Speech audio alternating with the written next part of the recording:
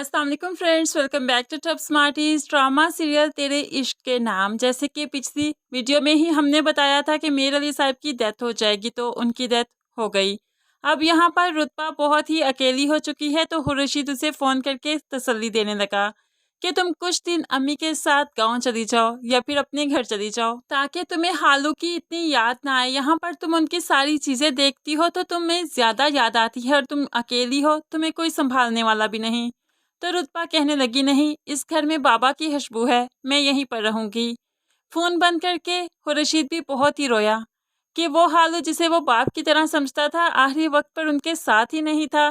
कितना बदकिस्मत खुद को महसूस कर रहा है। दूसरी तरफ ये नाम नेहाद रिश्तेदार जो मीर अली साहब की मौत का बाइस बने, तो ताज़ियत के लिए भी पहुंच जाते हैं, लेकिन रुतबा इनके चेहरों से खूब अच्छे से वाकिफ हो चुकी है, इसलिए अल्तमश को याद दहानी करवाने लगी कि बाबा की कब्र की मट्टी अभी तक गीली है। मैं चाहती हूँ कि इसी दौरान ही तुम अपना सारा हिसाब चुकता कर लो। अब यहाँ पर रुतबा ने उसे यही कहा कि वो सारी ज़मीनें और फैक्ट्रियाँ उसके नाम वापस लगवा दो, जो उसके बाप ने अल्तमश के और अस्का के नाम लगवाई थी।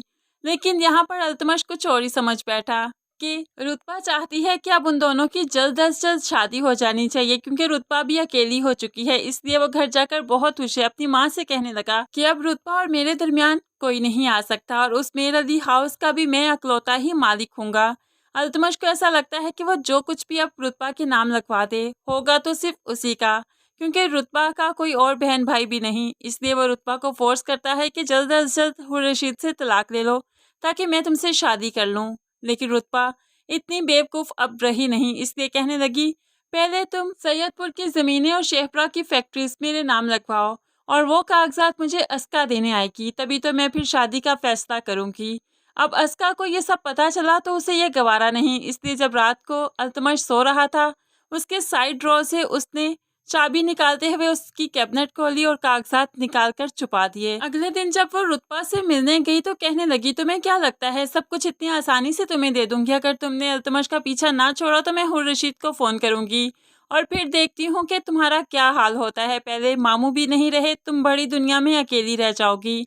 अब उसे इस तरह से धमकाया कि रुतबा को बहुत ही गुस्सा आया। वो सब कुछ अल्तमश को बता देती है। अब तो अस्का की खैर नहीं। अल्तमश चाहता है कि वो रुतबा के पास जाए और माफ़ी मांगे, लेकिन अस्का ये सब कुछ करने से इनकार करती है, तो वो अस्का को छोड़ने की धमकी भी देता है, जिस पर अस्का उसके सामने हाथ जोड़ देती है और कहने लगी, मैं तुमसे माफ़ी मांगती हूँ, मैंने जो किया गलत किया, तुम्हारा जो फैसला मुझे मंजूर होगा, लेकिन मुझे उसके कदमों में मत गिराओ। लेकिन अल्तमश उसकी एक नहीं सुनता। तुम्हें जाकर माफ़ी तो उससे मांगनी ही होगी। अगर तुम इस घर में रहना चाहती हो हमारी शादी के बाद भी, तो तुम्हें मेरी ये बात मानना पड़ेगी। अब अस्का जो कि इतनी बड़ी खिलाड़ी थी, हर गेम बहुत अच्छे से खेलती थी, यहाँ पर हार ही जाती है कि बैठकर अपनी ही किस्मत पर रोने लगी कि ये मैंने क्या कर दिया।